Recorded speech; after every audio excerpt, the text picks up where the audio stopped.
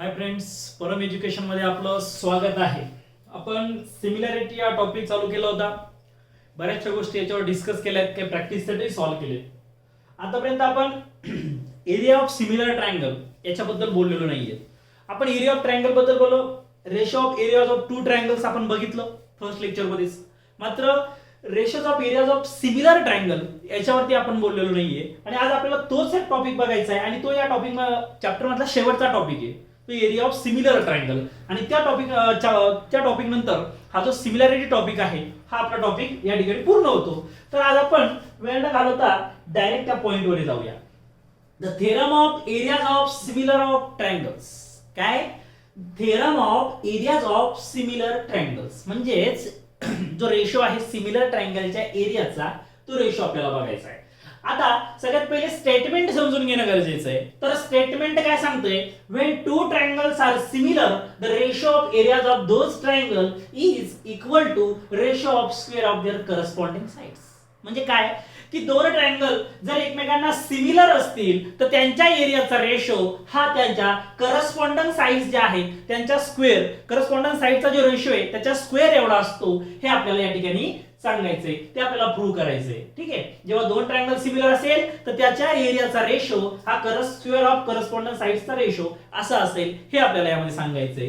तर सगळ्यात पहिले थेरम लिहायचं म्हटल्यानंतर given, to prove, proof, construction या सर्व गोष्टी आल्याच. तर या ठिकाणी गिवन काय दिलंय तर ऑलरेडी तुम्हाला माहिती आहे, टू ट्रायंगल्स आर सिमिलर. दोन ट्रायंगल सिमिलर. मग दोन ट्रायंगल ड्रॉ केले. हा ट्रायंगल एबीसी आणि हा ट्रायंगल पीक्यूआर. या ठिकाणी आपण ड्रॉ केलं. काय सांगितलं की हे दोन ट्रायंगल सिमिलर आहे म्हटल्यावर गिवन मध्ये काय लिहिणार तुम्ही? Triangle ABC is similar to triangle PQR. So या ठिकाणी गिवन मध्ये आपण लिहिलं triangle ABC similar to triangle PQR. आता ऑलरेडी यांनी गिवन मध्ये हे परपेंडिक्युलर दिले, त्यामुळे गिवन मध्ये, नाहीतर ऍक्च्युअली हे कन्स्ट्रक्शन मध्ये पाहिजे की AD perpendicular to BC, PS perpendicular to QR, कारण त्याचा कुठेच इथे उल्लेख दिलेला नव्हता. फक्त बुक मध्ये गिवन दिलंय, त्या ठिकाणी गिवन राहू द्या. काय? Triangle ABC and triangle PQR similar. AD is perpendicular to BC, PS is perpendicular to PR. जे ऑलरेडी या ठिकाणी गिवनच म्हटलंय तर गिवन आपण घेतलं, तर तुम्ही याला कन्स्ट्रक्शन मध्ये लिहिलं तरी चालेल. ओके. आता प्रूव्ह काय करायचंय की या ट्रायंगलचा एरिया आपण या ट्रायंगलचा एरिया म्हणजे यांचा रेशो हा करस्पॉन्डंट साइडच्या स्क्वेअरच्या रेशोवर असेल. म्हणजे काय? आता या AB ची करस्पॉन्डंट साइड्स, AB ची करस्पॉन्डंट साइड काय आहे तर PQ आहे. So AB square upon PQ square. या BC ची करस्पॉन्डंट साइड काय? QR. So BC square upon QR square. AC ची correspondent side PR. So AC square upon PR square. म्हणजे काय? The ratio of area of two similar triangle is equal to ratio of square of their corresponding sides. हे आपल्याला या ठिकाणी prove करायचंय. आता given पण आहे, टू प्रूव्ह पण आहे. आता आपल्याला डायरेक्टली प्रूफ लिहायचं आहे. आता मला सांगा की या ठिकाणी काय म्हटलंय? दोन ट्रायंगल सिमिलर आहेत. आपण बघितलं जेव्हा दोन ट्रायंगल सिमिलर असेल त्याच्या करस्पॉन्डंट साइडचा रेशो हा सेम प्रोपोर्शन मध्ये असेल आणि त्याचे करस्पॉन्डिंग अँगल काय असतील तर कॉन्ग्रुएंट असतील. बरोबर आहे. करस्पॉन्डंट साइडचा रेशो, जे करस्पॉन्डिंग साइड आहेत त्यांचा रेशो हा त्या ठिकाणी सेम प्रोपोर्शन मध्ये असेल आणि अँगल्स पण काय असतील? करस्पॉन्डिंग अँगल हे कॉन्ग्रुएंट असेल. हे आपल्याला सांगते सिमिलर ट्रायंगल. मग सगळ्यात पहिले आपण काय म्हणू? Triangle ABC. Triangle ABC. आता ज्या गोष्टी बघायच्या त्या प्रूव्ह करण्यासाठी ते आता स्टेप बाय स्टेप आपण बघूया. सगळ्यात पहिले एकदा मी एक्सप्लेन करून सांगतो ऍक्च्युअली फिगर मधून की काय काय करायचंय. आता सगळ्यात पहिले एबीसी आणि पीक्यूआर सिमिलर आहे. ज्यावेळेस सिमिलर आहे स्टेप बाय स्टेप केल्यानंतर सोपं वाटतं. ठीक आहे. सो सिमिलर असेल तर त्याच्या करस्पॉन्डंट साइडचा रेशो सेम प्रोपोर्शन मध्ये घ्यायचा. जे अँगल करस्पॉन्डिंग आहेत ते पण कॉन्ग्रुएंट दाखवायचे. फिगर मध्ये सुद्धा दाखवलेले. त्यानंतर आता मला सांगा, जो आपण फर्स्ट लेक्चर मध्ये बघितलेलं आहे की area of triangle. Area of ट्रायंगलचा फॉर्म्युला काय असतो? Half of base into height. आणि जेव्हा दोन ट्रायंगलच्या एरियाचा रेशो, सपोज आपण म्हटलं की हे ट्रायंगल सिमिलर नंतरची कन्सेप्ट झाली, पण जर आपल्याला सिम्पली या दोन ट्रायंगलच्या एरियाचा रेशो घ्यायचा तर काय सांगतोय? Ratios of areas of two triangles is equal to product of their corresponding bases and correspondence height. म्हणजे या ट्रायंगलचा एरिया आपण या ट्रायंगलचा एरिया याच्या बेस आणि हाईटचा प्रोडक्ट आपण याच्या बेस आणि हाईटचा प्रोडक्ट येईल. हे आपण कुठे शिकलेलो आहे? फर्स्ट लेक्चर मध्ये. सगळ्यात पहिले तो फॉर्म्युला वापरू. म्हणजे याचा बेस काय? BC. So BC into AD. आपण याचा बेस काय? QR. QR into PS. हे इक्वेशन मिळेल. त्यानंतर काय करणार आपण? या ठिकाणी कुठलेही दोन ट्रायंगल सिमिलर दाखवू आणि ह्या बीसीसी ते इक्वल दाखवू. आता ह्या गोष्टी जर ओरली फिगर मधून सांगितलं तर लक्षात येणार नाही. स्टेप बाय स्टेप समोर जाऊया, मग नंतर लक्षात येईल. चला तर आता सॉल्व्ह करूया theorem of areas of similar triangle. सगळ्यात पहिले जे गिवन दिलंय त्याच्यावरून वर्क करूया. ट्रायंगल एबीसी आणि पीक्यूआर एकमेकांना सिमिलर दिलं, सो काय म्हणू, triangle ABC is similar to triangle PQR. आणि आपल्याला माहितीये ज्यावेळेस दोन ट्रायंगल सिमिलर होतात त्याच्या करस्पॉन्डिंग साइडचा रेशो हा सेम प्रोपोर्शन मध्ये असतो. मग आता या ठिकाणी नावातून सुद्धा कळतंय, फिगर मध्ये बघितलं तेव्हा पण कळेल. आता एबी आपण काय येईल, पीक्यू. बघा एबी अपॉन पीक्यू, इकडे पण एबी ची करस्पॉन्डन्स साइड काय, पीक्यू करस्पॉन्डिंग साइड, बरोबर आहे. So AB upon PQ is equal to दुसरं काय, BC upon QR. So BC upon QR, figure मध्ये पण बघितलं चालेल, बीसी अपॉन क्यूआर. आणि थर्ड काय राहिली तर AC upon PR, third side AC upon PR.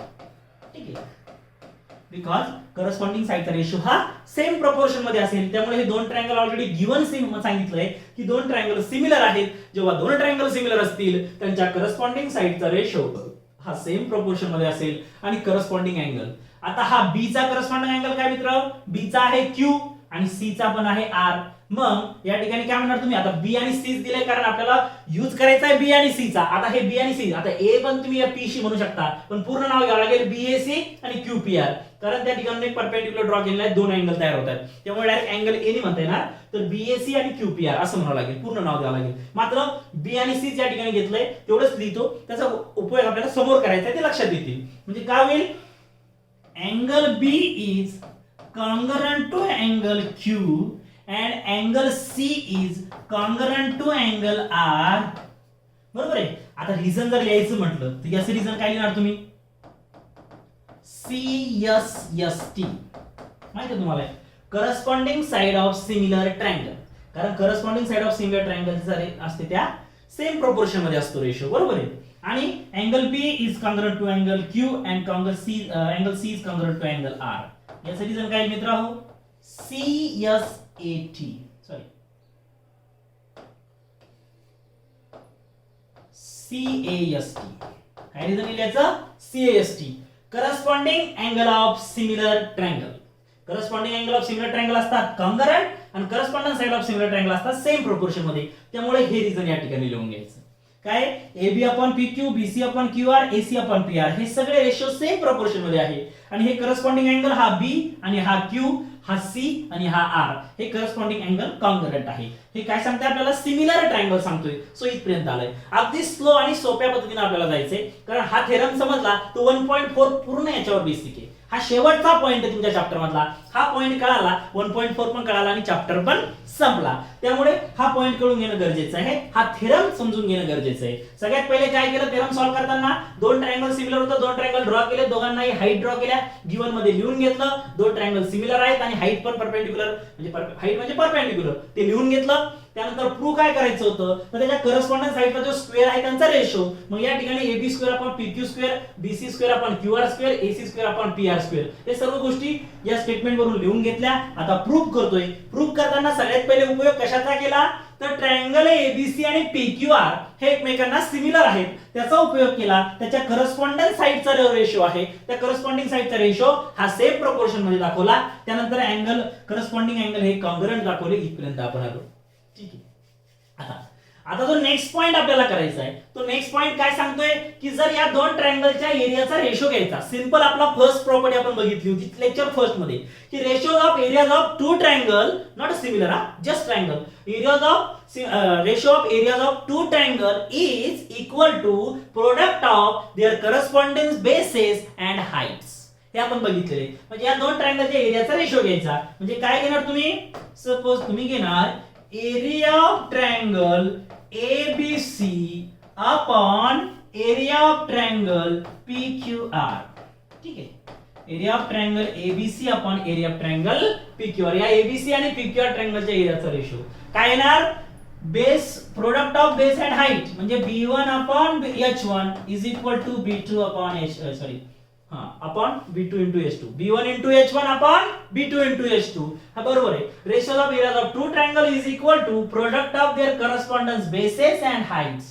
Ratio of product of their correspondence basis and height. म्हणजे दोन ट्रायंगलच्या एरियाचा रेशो हा त्याच्या बेस आणि हाईटच्या प्रोडक्टच्या रेशो एवढा असतो. हे आपण फर्स्ट लेक्चर मध्ये बघितलेलं आहे. ठीक आहे. आता या ठिकाणी तर एबीसी, आता हा जो एबीसी ट्रायंगल आहे त्याचा बेस काय आहे? बीसी. बरं, ज्याच्यावरती हाईट परपेंडिक्युलर आहे, परपेंडिक्युलर ड्रॉ केला तो असतो बेस आणि तो परपेंडिक्युलर असते हाईट. सो बीसी काय होईल मग या ठिकाणी? बीसी हाईट होईल एबीसी ट्रायंगलची. So BC is a height into H1 काय आहे तर एडी. H1 आहे, एडी हाईट आहे एबीसी ट्रायंगलची. आता B2 म्हणजे PQR ट्रायंगलचा बेस. सो PQR ट्रायंगलचा बेस काय तर QR आहे. सो QR इनटू, आता याची हाईट काय तर PS आहे. So QR into PS. QR into PS. आता हे झालं एरिया ऑफ ट्रायंगल एबीसी आपण एरिया ऑफ ट्रायंगल PQR. याला आपण इक्वेशन फर्स्ट नाव दिलं. याला काय दिलं आपण? इक्वेशन फर्स्ट नाव दिलं. इथपर्यंत समजलं? इथपर्यंत काही डाऊट नसेल आहे हो. ठीक आहे. सर्व गोष्टी स्टेटमेंट मधून गिवन टू प्रूव्ह लिहून घेतलं. त्यानंतर प्रूव्ह करताना दोन ट्रायंगल सिमिलर असल्यामुळे या सर्व गोष्टी लिहून घेतल्या. त्यानंतर हा जो फर्स्ट आपला प्रॉपर्टी आपण शिकलो होतो, ratios of areas of two triangle is equal to ratio of product of their correspondent bases and heights. हा फॉर्म्युला या ठिकाणी यूज केला. आपल्याला हे मिळालं. त्याला इक्वेशन फर्स्ट नाव दिलं. इथपर्यंत आपण आलो. काही डाऊट नाही. आता आपण नेक्स्ट बरोबर आहे. आता काय बघायचं? फिगर 30 आहे. बरोबर आहे. आता हा अँगल बी आणि हा अँगल क्यू एकमेकांना कॉन्ग्रुएंट आहेत. व्हाय? ते एकमेकांना याच्यामुळे कॉन्ग्रुएंट आहेत कारण ते सिमिलर ट्रायंगलचे करस्पॉन्डिंग अँगल आहेत आणि सिमिलर ट्रायंगलचे करस्पॉन्डिंग अँगल एकमेकांना कॉन्ग्रुएंट असतात. या गोष्टी आपण डिस्कस केल्या. आता सपोज आपण काय करू, या एबीडी आणि ह्या पीक्यूएस ट्रायंगलला चा विचार करू. तर या दोन ट्रायंगल मध्ये एबीडी आणि ह्या पीक्यूएस मध्ये हा अँगल बी आणि हा अँगल क्यू एकमेकांना काय आहेत मित्र? कॉन्ग्रुएंट आहे. काय? कॉन्ग्रुएंट आहे because they are corresponding angle of similar triangle. त्यानंतर हा एडीसी चा जर विचार केला तर हा एडीसी हा एडीबी या एडीबी चा विचार केला तर हा एडीबी आणि हा इकडचा पीएसक्यू हे सुद्धा एकमेकांना कॉन्ग्रुएंट आहे. व्हाय? इच 90. कारण एडी हा बीसी वर परपेंडिक्युलर आहे आणि पीएस हा क्यू वर परपेंडिक्युलर आहे. त्यामुळे हा एडीबी अँगल 90 चा होईल, 90 चा होईल आणि हा पीएसक्यू पण 90 चा होईल. मग दोन्ही अँगल 90 चे, इच 90 दोन्ही पण काय झाले? कॉन्ग्रुएंट. आणि ज्यावेळेस ट्रायंगलचे दोन अँगल कॉन्ग्रुएंट असतात त्यावेळेस ट्रायंगल काय होतात? सिमिलर होतात. म्हणजे हा एबीडी ट्रायंगल आणि पीक्यूएस ट्रायंगल बाय एए टेस्ट नुसार सिमिलर होतील.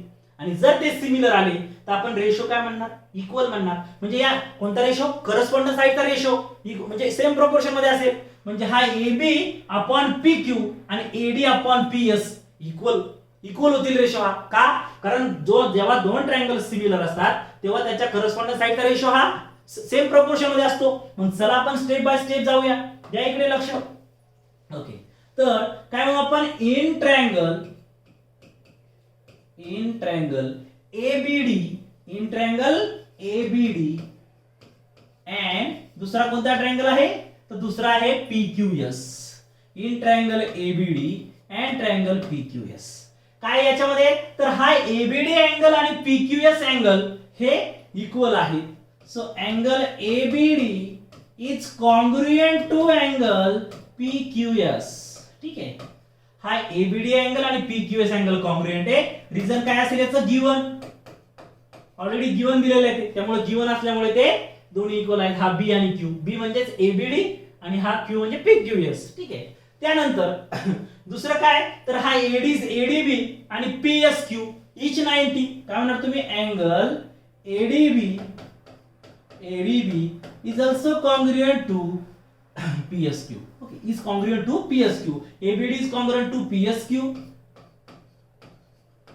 याचं रिझन येईल इच 90 डिग्री. इच 90 डिग्री म्हणजे हे गिवन होतं आणि हे 90 डिग्री. मग ए टेस्ट जर हे दोन ट्रायंगल काय होतील तर सिमिलर होतील. सो काय म्हणणार तुम्ही? ट्रायंगल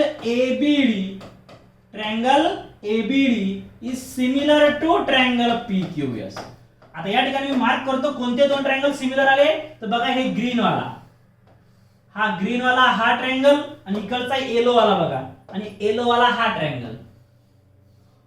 हे दोन ट्रायंगल काय झाले? सिमिलर आले. कशा पद्धतीने सिमिलर आले? तर हा एबीडी अँगल आणि हा पीक्यूएस अँगल म्हणजे बी आणि क्यू हे काय झाले?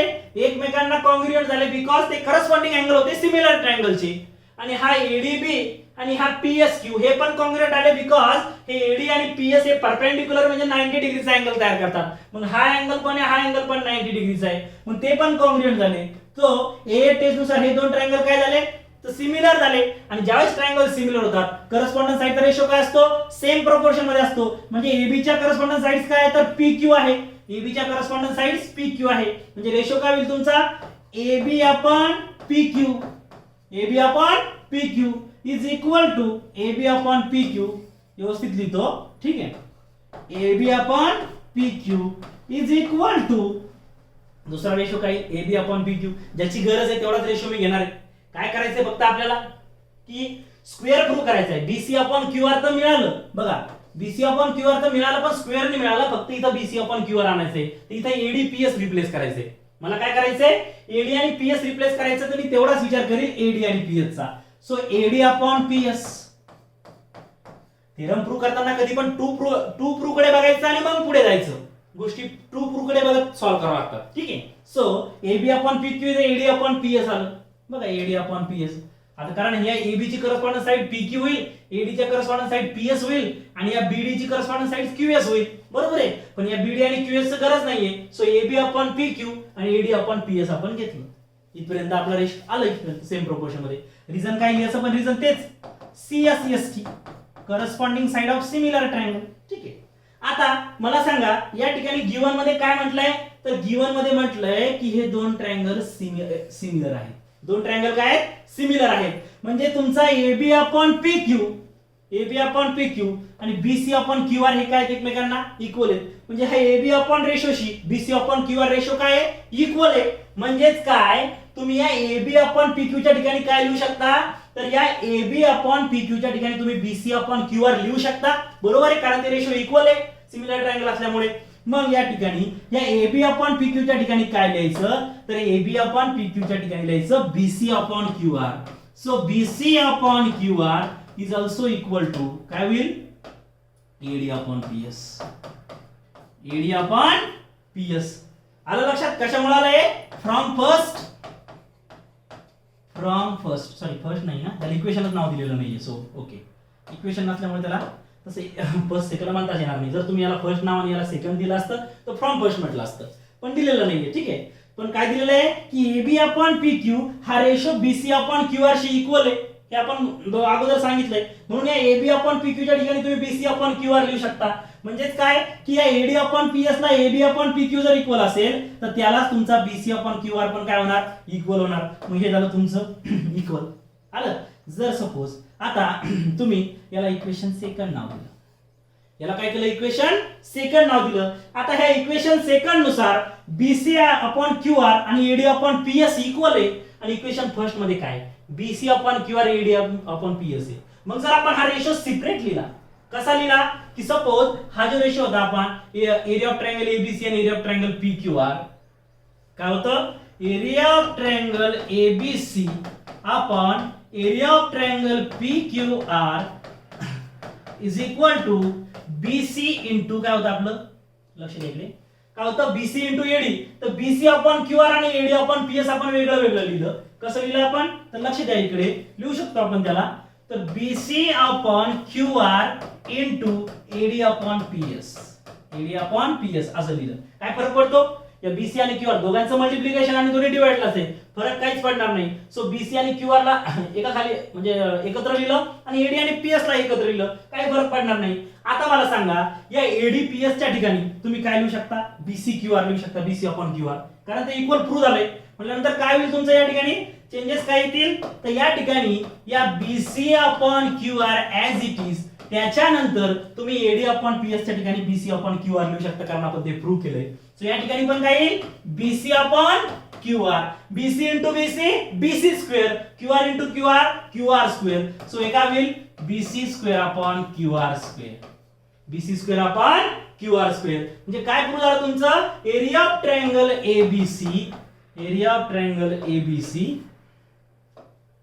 Area of triangle ABC upon area of triangle PQR is equal to BC square upon QR square. आणि मला सांगा हे दोन ट्रायंगल सिमिलर होते बरोबर आहे. त्यांचे BCQR हा रेशो ABPQ शी आणि ACPR शी सगळ्यांशी काय ते सेम प्रोपोर्शन मध्ये आहे. म्हणजे सिमिलरली तुम्ही काय म्हणू शकता की सर्व करस्पॉन्डन्स साइड ज्या आहेत त्या सर्व काय एकमेकांना इक्वल आहे. सो आपण म्हणणार similarly that is equal to काय म्हणणार AB स्क्वेअर अपॉन काय म्हणणार आपण AB स्क्वेअर अपॉन ठीक आहे similarly AB square upon PQ चा square is equal to BC square upon QR चा square is equal to AC square upon PR चा स्क्वेअर. म्हणजे जे आपल्याला प्रूव्ह करायचं होतं हे बरोबर आहे हे या ठिकाणी प्रूव्ह होत आहे. काय होत आहे की area of triangle ABC upon area of triangle PQR is equal to AB square upon PQ square is equal to BC square upon QR square is equal to AC square upon PR square. Similarly हे जर आलं तर हे सर्व equal म्हणता येईल कारण या सर्व रेशो काय आहेत हे इक्वल आहेत करस्पॉन्डन्स साइडचा. त्यामुळे सिमिलरली तुम्ही या सर्व साइड्स इक्वल दाखवू शकता त्यांचा स्क्वेअरचा रेशो. अशा पद्धतीनं जेव्हा दोन ट्रायंगल सिमिलर असतील त्यांच्या एरियाचा रेशो ज्यावेळेस दोन ट्रायंगल सिमिलर असतील तेव्हा त्यांच्या एरियाचा रेशो हा करस्पॉन्डन्स साइडच्या स्क्वेअरच्या रेशो एवढा असतो असं या ठिकाणी हे स्टेटमेंट आता प्रूव्ह झालंय आणि त्याचा उपयोग आपण या ठिकाणी प्रॉब्लेम सॉल्व्ह करताना करू शकतो. आणि अशा पद्धतीने आपल्याला हा थेरम प्रूव्ह करायचा आहे. एकदम स्टेप बाय स्टेप जायचं. अगोदर या करस्पॉन्डन्स साइडचा रेशो इक्वल त्याचे अँगल इक्वल त्यानंतर हा फॉर्म्युला वापरायचा ratios of areas of two ट्रायंगलचा. त्यानंतर काय करायचं तर हे दोन ट्रायंगल हा ग्रीन आणि येलो पकडायचे त्यानुसार ते सिमिलर दाखवायचे ए टेस्ट नुसार. त्यानंतर ह्या AB upon PQ is equal to ADPS येतं करस्पॉन्डन्स साइड येतात. त्यानंतर याच्या जागी आपण BCQR लिहू शकतो कारण या ठिकाणी काय तर या साइडचा रेशो सेम प्रोपोर्शन मध्ये आहे त्यामुळे BC आणि QR च्या ठिकाणी तुम्ही ADPS लिहू शकता. या ठिकाणी परत या ADPS जो आहे पूर्ण याच्या ठिकाणी BCQR लिहिलं BC square upon QR square झालं. सिमिलरली या ठिकाणी काय होईल तर हे सर्व स्क्वेअर काय होतील याचा सर्व स्क्वेअर होईल म्हणजे या सर्व साइड्स काय आल्या सेम प्रोपोर्शन मध्ये आल्या. अशा पद्धतीने तुम्ही दोन ट्रायंगल जेव्हा सिमिलर असतील त्यांच्या एरियाचा रेशो त्याच्या कुठल्याही दोन करस्पॉन्डन्स साइड्स घेतल्या तर त्यांच्या स्क्वेअरच्या रेशो एवढा असेल. म्हणजे तीनही इक्वल आल्यामुळे तीनही रेशो इक्वल आल्यामुळे कोणत्याही करस्पॉन्डन्स साइडच्या स्क्वेअरचा जो रेशो असेल तो area of two similar triangle असेल. हे या ठिकाणी प्रूव्ह झालं.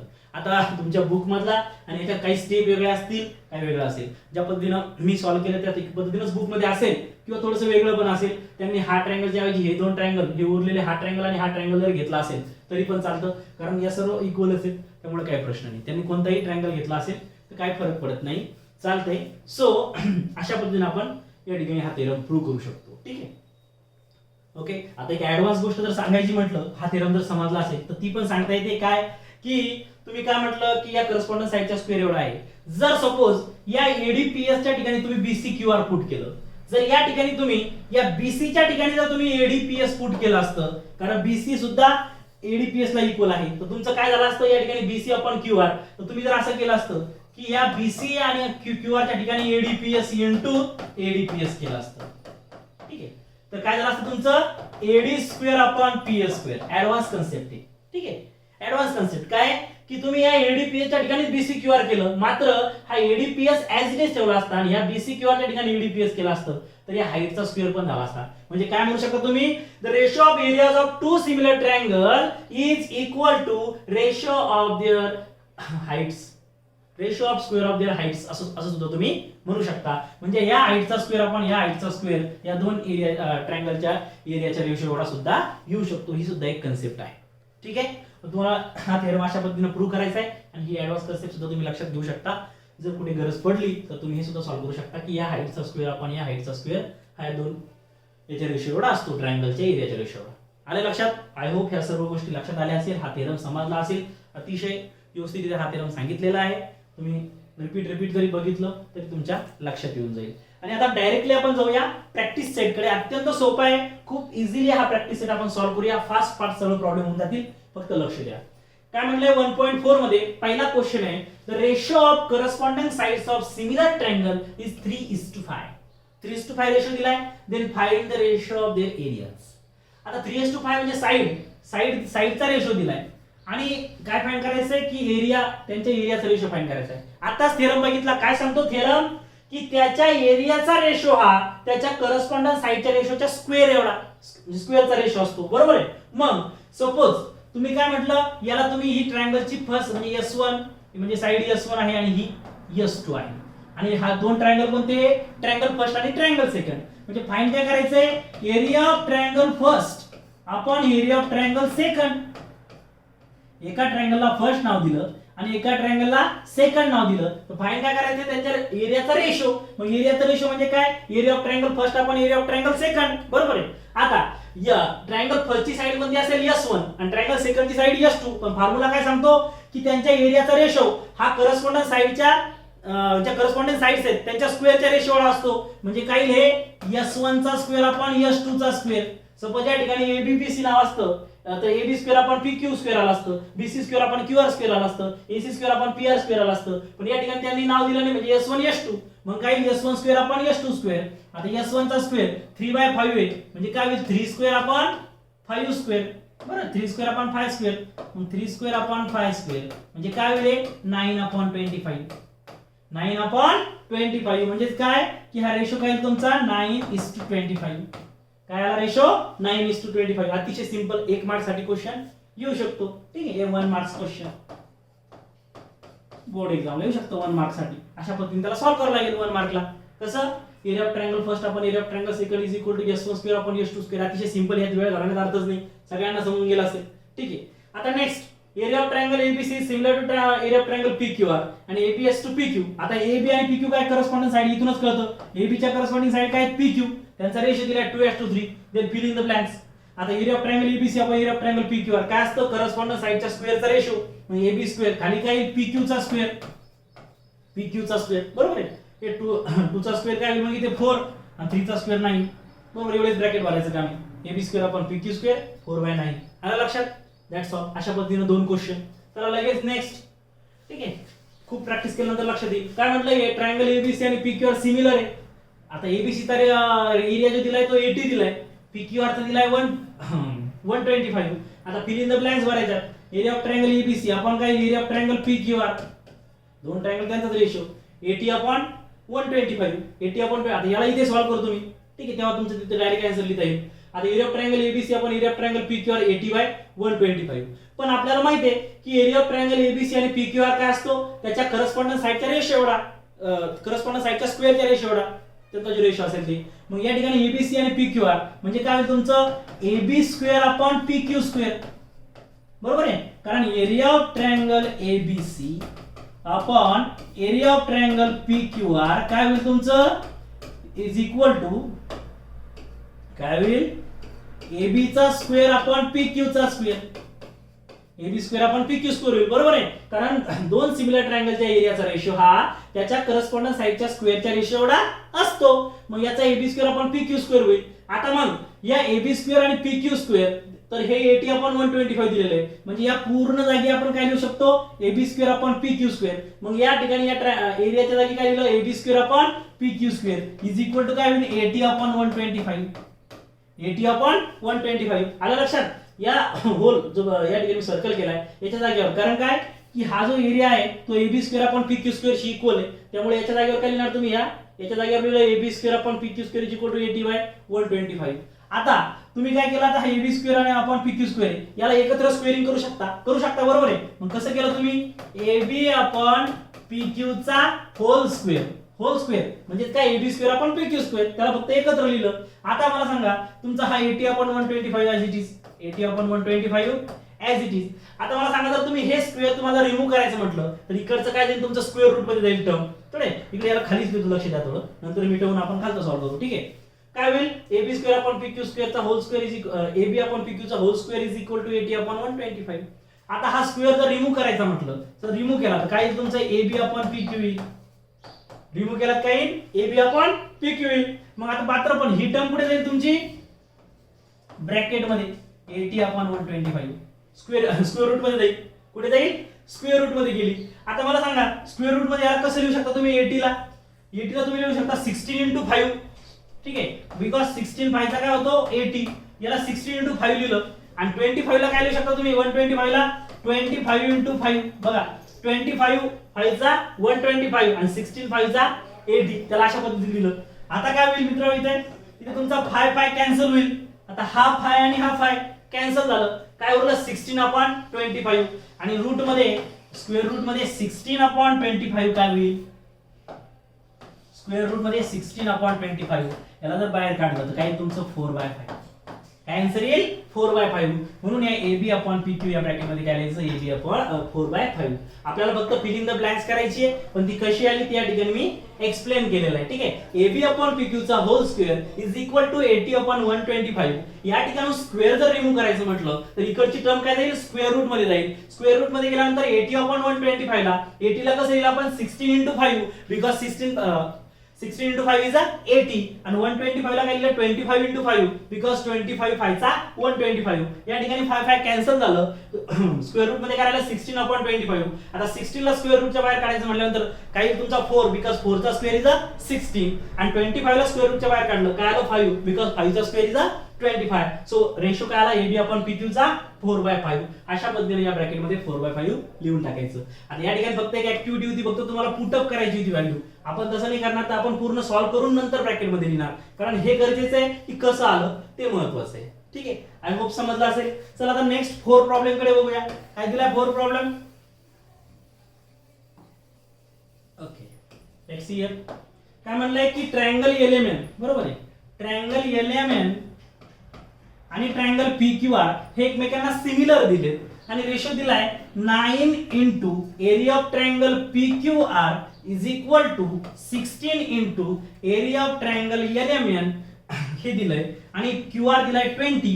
आपल्याला MN फाइंड करायचंय. MN काय करायचंय फाइंड करायचंय.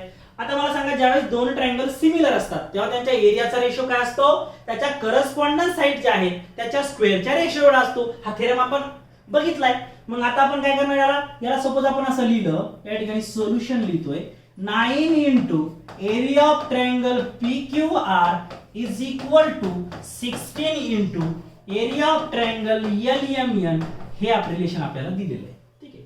काय दिलंय 9 * एरिया ऑफ ट्रायंगल PQR त्यानंतर 16 * area of triangle LMN.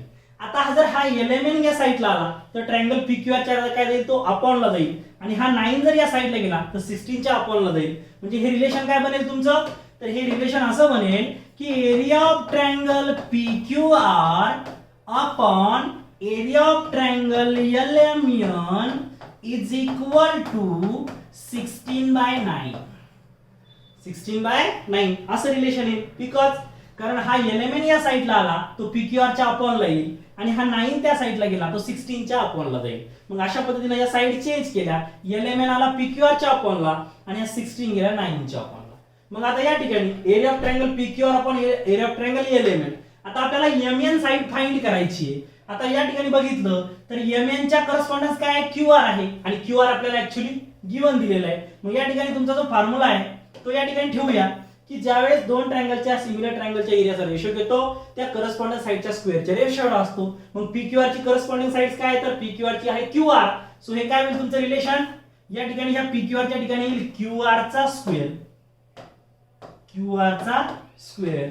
So QR चा स्क्वेअर अपॉन QR चा स्क्वेअर अपॉन LMN ची काय तर MN. सो MN चा स्क्वेअर इज इक्वल टू 16/9. ठीक आहे.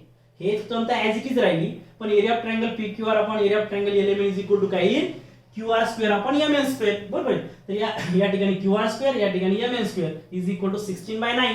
आता सपोज याचा स्क्वेअरिंग तुम्ही काढून घेतलं तर हे स्क्वेअर रूट मध्ये जाईल. हे स्क्वेअर रूट मध्ये गेलं तर स्क्वेअर रूट मध्ये काय होईल 16/9 होईल आणि 16 ला स्क्वेअर रूटच्या बाहेर काढलं काय येतं 4 आणि याला काढलं काय येतं 3. काय येतं 3. सो हा रेशो काय आला तुमचा 4/3. इकडे पलीकडे लिहितो याला. ठीक आहे. याला जर स्क्वेअर रूटच्या बाहेर काढलं तर काय 4/3. कारण 16 चं स्क्वेअर रूट 4 आणि रूट 9 म्हणजे 3. 9 चं स्क्वेअर रूट 3. सो हा काय आला तुमचा MN जी तुम्हाला फाइंड करायची ती या ठिकाणी फाइंड करता येईल. कशा पद्धतीने फाइंड करता येईल तर लक्ष द्या. आता या ठिकाणी QR अपॉन MN स्क्वेअर किती आलं तुमचा 4/3. ठीक आहे. आता या ठिकाणी स्क्वेअरिंग काढल्यामुळे खाली काय आलं तुमचं QR/MN आलं. QR/MN कारण स्क्वेअर याचा स्क्वेअर रिमूव्ह केला तर काय आलं QR चा स्क्वेअर रिमूव्ह केल्यानंतर QR, MN चा स्क्वेअर रिमूव्ह केल्यानंतर MN is equal to root 16/9. ते झालं 4/3. मग QR अपॉन MN इज इक्वल टू 4/3 झालं. आता व्हॅल्यूज पुट करू. सो QR ची व्हॅल्यू दिलेली 20. सो QR च्या ठिकाणी लिहिलं 20. QR च्या ठिकाणी काय लिहिलं 20 अपॉन MN फाइंड करायची. MN गिवन दिलेलं नाही, MN ऍज इट इज दिलं. पुढचा रेशो किती आलेला आहे 4/3 आलेला आहे. हा रेशो 4/3 आला. QR अपॉन MN 4/3 आला. QR ची व्हॅल्यू पुट केली. आता होईल क्रॉस मल्टिप्लिकेशन. म्हणजे काय होईल 20 into 3 बरोबर आहे is equal to 4 into mn 4 into mn हा 23 20 into 3 आणि 4 into mn आता हा mn या साइडला आला तर 20 into 3 च्या काय अपॉन ला म्हणजे काय होईल 20 into 3 upon 4 is equal to mn कारण इकडे ती टर्म mn च्या मल्टिप्लिकेशन मध्ये होती सो 4 into mn होतं तर इकडे आल्यानंतर ते अपॉन ला जाईल सो 20/3 च्या ते गेला अपॉन ला म्हणजे काय होईल या ठिकाणी आता या ठिकाणी आपलं कॅल्क्युलेशन होईल तर काय होईल 4 5 चा 20 4 5 चा 20 म्हणजे ऍक्च्युअली तुमची mn ची व्हॅल्यू काय येईल mn is equal to 5 into 3 15 जी mn ची व्हॅल्यू या ठिकाणी फाइंड करायची होती ती आली आपली 15 अशा पद्धतीने हा प्रॉब्लेम आपण सॉल्व्ह करू शकतो ठीक आहे तुमची mn ची व्हॅल्यू तुम्हाला 15 मिळते आले लक्षात चला लगेच नेक्स्ट प्रॉब्लेम बघूया काय दिलेलं आहे नेक्स्ट प्रॉब्लेम मध्ये तर नेक्स्ट प्रॉब्लेम मध्ये सांगितलंय की areas of two similar triangle is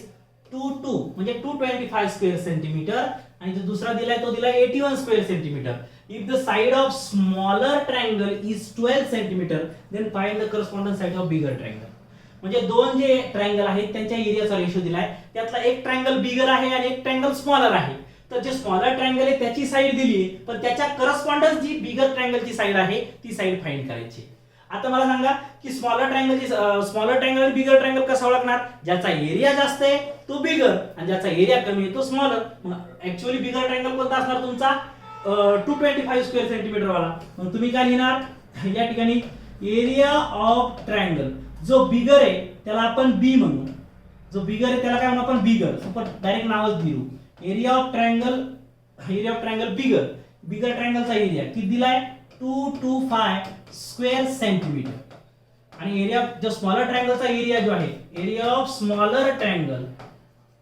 triangle तो किती दिलाय 81 स्क्वेअर सेंटीमीटर आता जी साइड आहे यस आता जी साइड आहे ती स्मॉलर ट्रायंगलची ठीक आहे तर साइड ऑफ स्मॉलर ट्रायंगलची साइड किती दिली आहे 12 सेंटीमीटर आणि बिगर ट्रायंगलची साइड आपल्याला फाइंड करायची आता आपल्याला फॉर्म्युला माहितच आहे काय फॉर्म्युला आहे की ratios of two similar triangle is equal to ratio of their square of their corresponding side चा रेशो येतो मग या ठिकाणी area of bigger triangle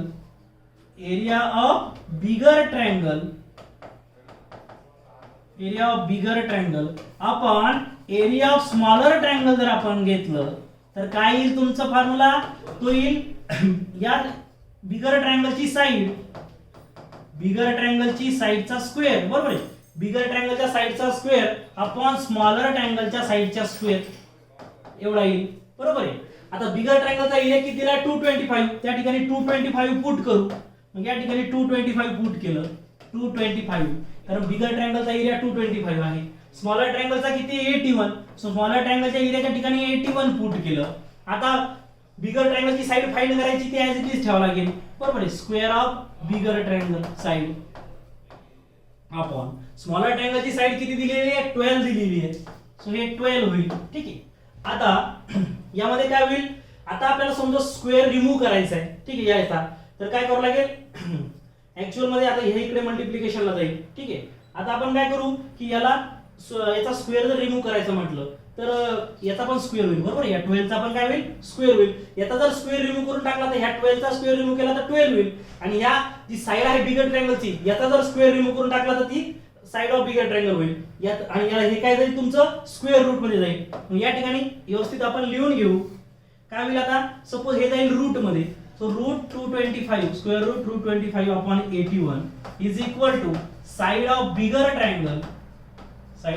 triangle upon 12 upon काय होईल 12 कारण याचा स्क्वेअर रिमूव्ह केला तर ते साइड ऑफ बिगर ट्रायंगल होईल आणि या 12 चा स्क्वेअर रिमूव्ह केला तर ऍज इट इज 12 होईल बरोबर आहे कारण 12 into 12 त्यातला स्क्वेअर रिमूव्ह केला म्हणजे 12 होईल आणि आता 225 ला जर स्क्वेअर रूटच्या बाहेर काढायचं म्हटलं काय येईल 15 बिकॉज 15 चा स्क्वेअर 225 आणि 81 ला जर स्क्वेअर रूटच्या बाहेर काढायचं म्हटलं तर 9 बिकॉज 9 चा स्क्वेअर 81 या ठिकाणी त्या व्हॅल्यूज पुट करून देऊ सो हे काय होईल 15 upon 9 is equal to side of bigger triangle upon 12 side of bigger triangle upon 12 आता या ठिकाणी काय होईल क्रॉस मल्टिप्लिकेशन 15 into 12 हा 12 इकडे येईल मग आता या ठिकाणी लिहून टाकू आपण ऍज इट इज सो काय होईल 15 into 12 divided by 9 is equal to side of bigger triangle आता काय करायचं फक्त कॅल्क्युलेशन.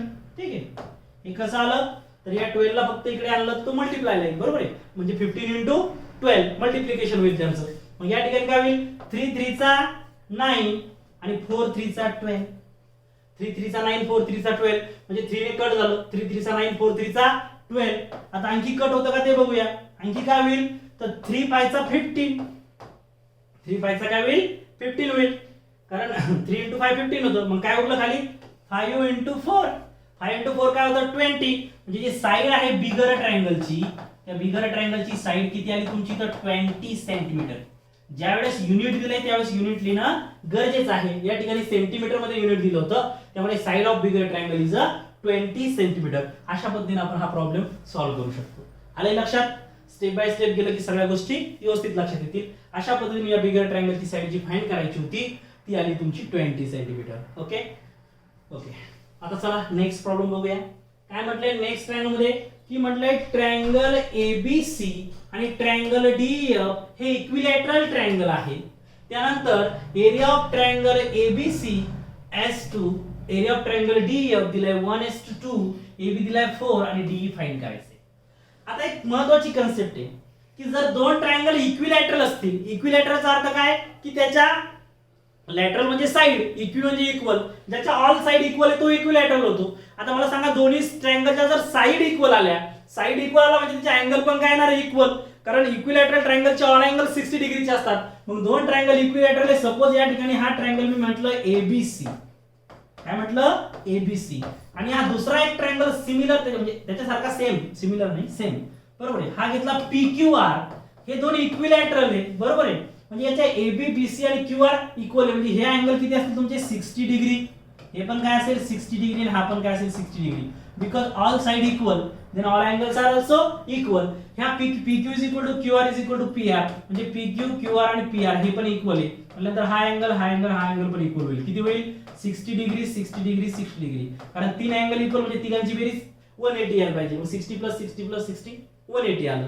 मग आता मला सांगा की जेव्हा हे ऑल अँगल इक्वल आहे, हे दोन ट्रायंगल काय होतील एकमेकांचे सिमिलर ट्रायंगल होतील बाय ए टेस्ट. कारण अँगल ए हा अँगल पी चा करस्पॉन्डिंग अँगल आहे, तो पण 60 60 इक्वल आला. हा बी चा करस्पॉन्डिंग अँगल क्यू आहे, तो पण इक्वल आला. सी चा करस्पॉन्डिंग अँगल आर आहे, तो पण इक्वल आला. म्हणजे जेव्हा दोन ट्रायंगल हे इक्विलॅटरल असतील तेव्हा ते ऑलवेज सिमिलर असतील, बिकॉज त्याचे अँगल इक्वल आहे. करस्पॉन्डिंग अँगल कॉन्ग्रुएंट आले तर त्या ठिकाणी तो ट्रायंगल सिमिलर बनतो. मग अशा पद्धतीने हा एबीसी आणि पीक्यूआर हे ट्रायंगल सिमिलर होतील. मग असं तिथं एबीसी आणि डीईएफ दिलं. आता हे दोन इक्विलॅटरल म्हटल्यानंतर ते काय असणार आहे सिमिलर असणार आहे बाय ए टेस्ट.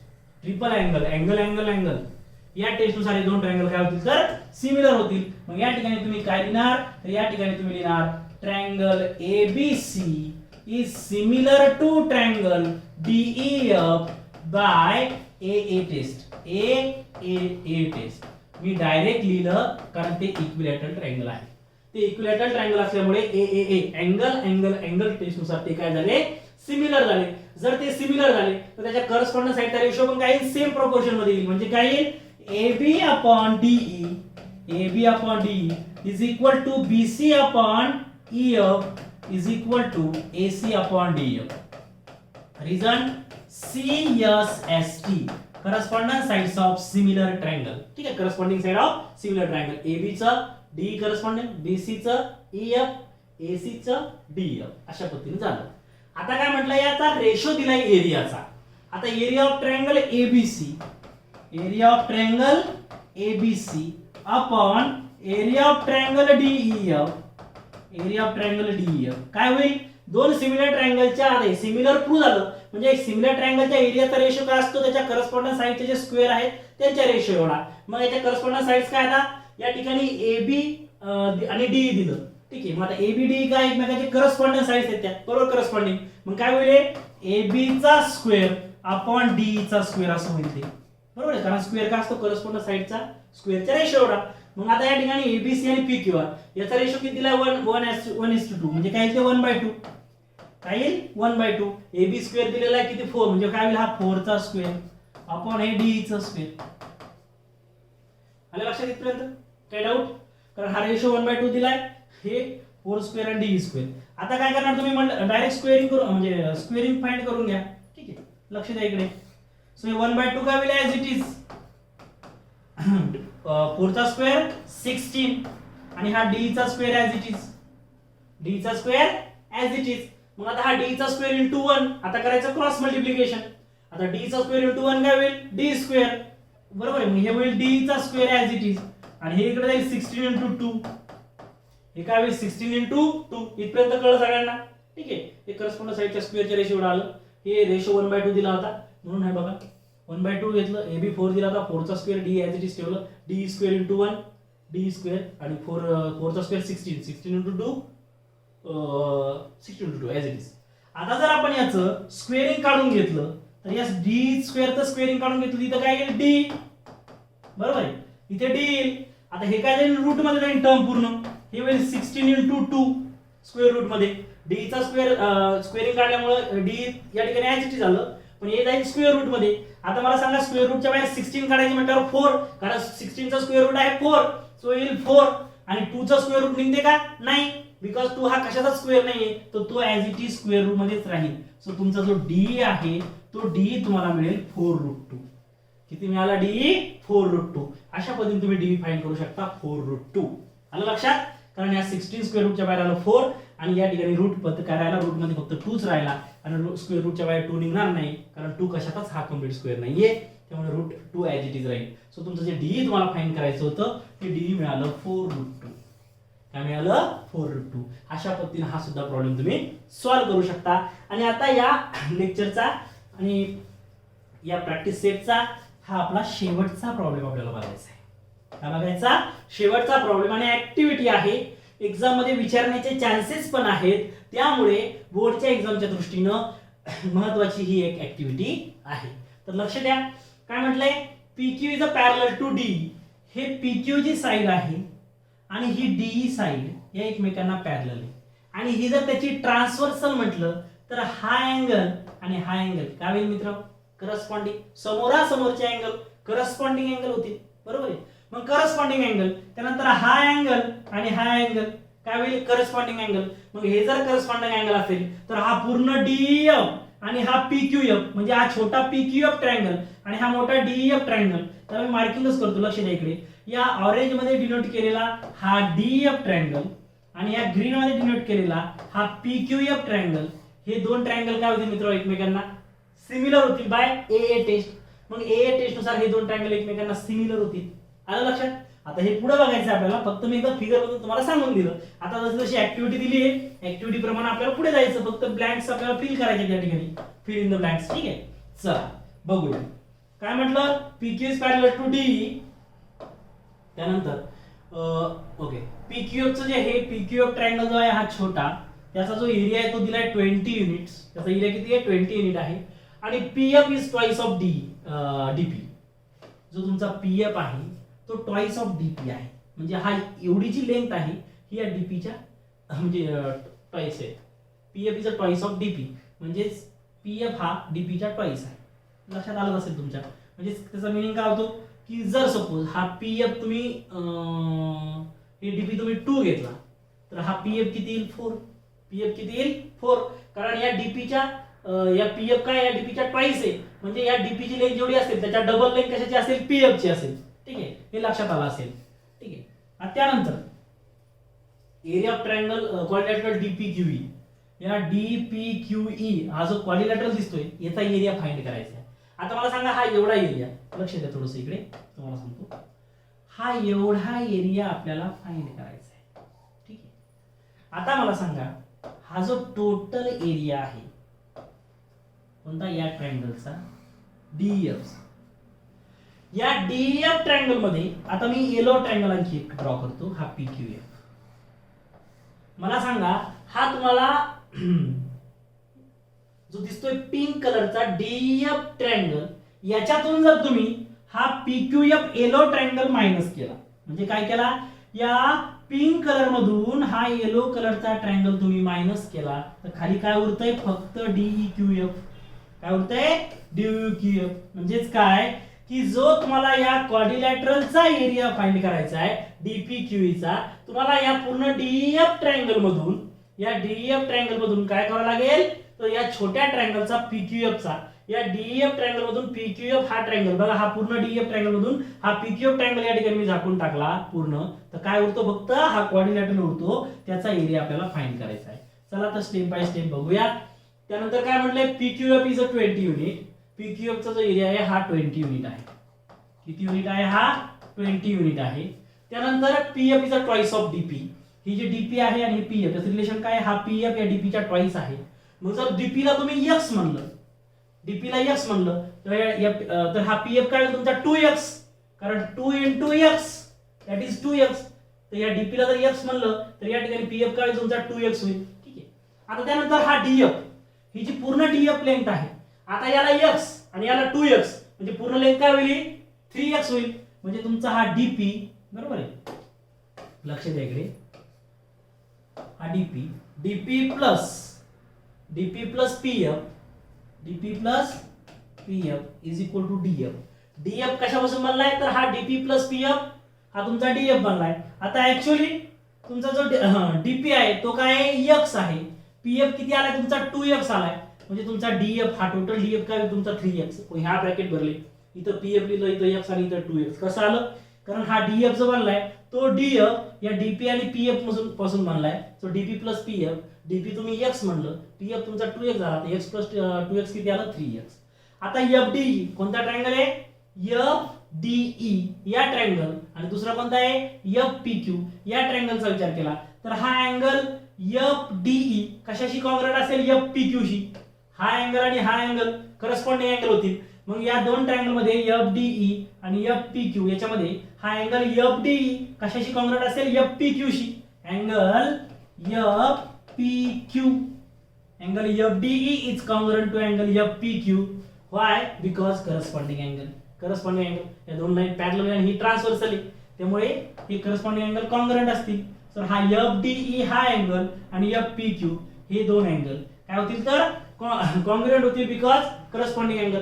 त्यानंतर आता हा एफईडी म्हणजे कोणता, हा अँगल एफडीई हा अँगल आणि हा एफक्यूएफ हे पण काय होतील करस्पॉन्डिंग अँगल. मग ह्या एफईडी चा करस्पॉन्डिंग काय होईल, एफक्यूपी हे पण काय झाले करस्पॉन्डिंग अँगल. म्हणजे या ब्रॅकेट मध्ये पहिल्यात आला एफपीक्यू आणि याच्यात आला एफक्यूपी. कसं, तर हे FDE correspondence FPQ, FED correspondence FQP corresponding angle. मग हे जे दोन ट्रायंगल आहेत एफडीई आणि एफपीक्यू हे कोणत्या टेस्ट नुसार सिमिलर झाले, ए टेस्ट नुसार दोन अँगल मिळाले. मग हा एफपीक्यू आणि हा एफडीई मोठा, छोटा आणि मोठा हे दोन ट्रायंगल काय झाले सिमिलर झाले. आता ज्यावेळेस दोन ट्रायंगल सिमिलर होतात त्याचा एरियाचा रेशो काय असतो, करस्पॉन्डन्स साइडच्या स्क्वेअरच्या रेशो एवढा. मग आता एफडीई आपण एफपीक्यू, आता एफडी आणि एफपीक्यू, आता याचा करस्पॉन्डन्स रेशो काय होईल, आता तीन करस्पॉन्डन्स साइड होतील. तर आपल्याकडे कोणकोणती माहिती आहे, तर आपल्याला डीएफ ची पण लेंथ माहिती आहे, या मोठ्या ट्रायंगलच्या डीएफ ची लेंथ माहिती आहे आणि छोट्या ट्रायंगलच्या पीएफ ची लेंथ माहिती आहे 2x आणि 3x.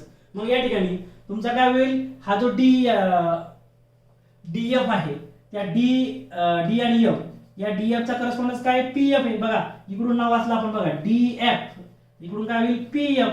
मग या ठिकाणी काय होईल तुमचं डीएफ चा स्क्वेअर अपॉन पीएफ चा स्क्वेअर, डीएफ चा स्क्वेअर अपॉन पीएफ चा स्क्वेअर. कारण हा एफडीई आणि एफपीक्यू हे ट्रायंगल काय झाले सिमिलर झाले, तर त्याच्या करस्पॉन्डन्स साइडच्या स्क्वेअरचा रेशो त्याच्या एरियाच्या स्क्वेअर एवढा असेल, एरियाच्या रेशो एवढा असेल, सॉरी एरियाच्या स्क्वेअर नाही, एरियाच्या रेशो एवढा असेल. म्हणजे या दोघांच्या एरियाचा रेशो हा डीएफ आणि पीएफ यांच्या स्क्वेअरच्या रेशो एवढा असेल, कारण त्या करस्पॉन्डन्स साइड आहे. तर डीएफ किती तुमचं 3x इथं प्रूव्ह केलं, डीएफ 3x, तो हे होईल 3x चा स्क्वेअर. पीएफ किती तर 2x, तो 3x square upon 2x square. या ठिकाणी काय होईल मग हे 9x square upon 4x square. आता x स्क्वेअर कॅन्सल, काय उरलं खाली 9/4, काय उरलं 9/4. आता हे काय होईल FD upon FPQ is equal to 9/4. आता मला सांगा ज्यावेळेस असं येईल की area of triangle FDE upon area of triangle FPQ is equal to 9/4. आता सपोज हा या ठिकाणी डिवायडेशनची टर्म आहे, तर ही इकडे अपॉनला आहे, इकडे नेलं काय होईल मल्टिप्लायला होईल, मल्टिप्लायला. मग या ठिकाणी हे मल्टिप्लायला होईल, मग या ठिकाणी हा ट्रायंगल तिकडे पाठवला, तर हा एफडीई इज इक्वल टू 9/4 इंटू एफपीक्यू येईल, कारण हा टर्म तिकडे पाठवली, हे काय पाठवली मल्टिप्लिकेशन. ठीक आहे. So F D is equal to, हा तिकडे मल्टिप्लिकेशनला गेला म्हणजे काय होईल 9/4 इंटू एफ पी क्यू. आता एफ पी क्यू चं ऑलरेडी त्या ठिकाणी गिवन दिलंय, किती आहे 20 युनिट आहे, म्हणजे या ब्रॅकेटमध्ये काय आहे 20 युनिट, बरोबर आहे. या ठिकाणी या दोघांचं रेशो होता, हा एफ डी फाइंड करण्यासाठी एफ डी काय आला 9/4 रेशो आला, मग या ठिकाणी एफ डी आपण एफ पी क्यू 9/4 आला, तर हा एफ पी क्यू तिकडे पाठवला, तो जाईल मल्टिप्लिकेशन मध्ये. सो या ठिकाणी हा एफ पी क्यू मल्टिप्लिकेशन मध्ये गेला तर 9/4 इंटू काय होईल 20, कारण या ठिकाणी डिव्हिडेशन मध्ये असलेली टर्म इकडे गेली काय होईल मल्टिप्लिकेशन मध्ये. मग 9/4 इंटू एफ पी क्यू चा ऑलरेडी एरिया किती दिलाय 20 युनिट, बघा इथे कुठेतरी दिला असेल हे एफ पी क्यू चा 20 युनिट, मग 9/4 इंटू 20 युनिट. आता करायचं कॅल्क्युलेशन, काय होईल कॅल्क्युलेशन 4 5 चा 20, 4 5 चा 20, 9 इंटू 4 काय होईल 45 युनिट, 45 स्क्वेअर युनिट, कारण एरियाचं युनिट स्क्वेअर मध्ये असतं, तर काय येईल 45 स्क्वेअर युनिट. म्हणजे जो एफ डी आहे मोठ्या ट्रायंगलचा एरिया तो किती आला 45 आणि छोट्या ट्रायंगलचा एरिया 20 आणि हा पूर्ण याचा एरिया किती आला 45 युनिट आला, 20 स्क्वेअर युनिट असते ते. या ठिकाणी हे युनिट दिले पण याला स्क्वेअर युनिट बनावं लागेल, ठीक आहे, एरिया स्क्वेअर युनिट मध्ये असतो. हा आला 45 स्क्वेअर युनिट, मिस्टेक आहे बुक मध्ये, एरिया कधीच युनिट मध्ये नसतो, फक्त तो स्क्वेअर युनिट मध्ये असतो. मग आता तुम्हाला क्वाड्रिलॅटरलचा एरिया फाइंड करायचा म्हणजे काय की हा एफ डी मोठ्या ट्रायंगल मधून त्याच्या एरियामधून हा छोटा ट्रायंगलचा एरिया मायनस केला तर तुम्हाला मिळतो क्वाड्रिलॅटरलचा एरिया. आता जो एफ डी त्याचा एरिया किती आला 45, सो 45 मायनस छोटा ट्रायंगलचा एरिया किती दिलेला ऑलरेडी 20, सो 45 मायनस 20 किती उरलं त्या ठिकाणी 25 स्क्वेअर युनिट, 25 स्क्वेअर युनिट. म्हणजे ज्या क्वाड्रिलॅटरलचा तुम्हाला एरिया फाइंड करायचा होता तो आला 25 स्क्वेअर युनिट. अशा पद्धतीने अगदी सोपी ऍक्टिव्हिटी आहे, फक्त तुम्हाला या ठिकाणी ब्रॅकेट फिल करायचे, ठीक आहे. अशा पद्धतीने तुम्ही ही ऍक्टिव्हिटी पूर्ण करू शकता आणि अशा पद्धतीने तुमचा हा 1.4 हा जो प्रॅक्टिस सेट आहे तो या ठिकाणी पूर्ण होतो आणि हा चॅप्टर पण पूर्ण होतो. फक्त यातला जो प्रॉब्लेम सेट आहे तो राहिलेला आहे, तो आपण नेक्स्ट लेक्चर मध्ये घेऊ आणि नंतर मग या चॅप्टरला थांबवू. ओके, तर आय होप हे आजचं लेक्चर लक्षात आलं असेल. थँक्यू.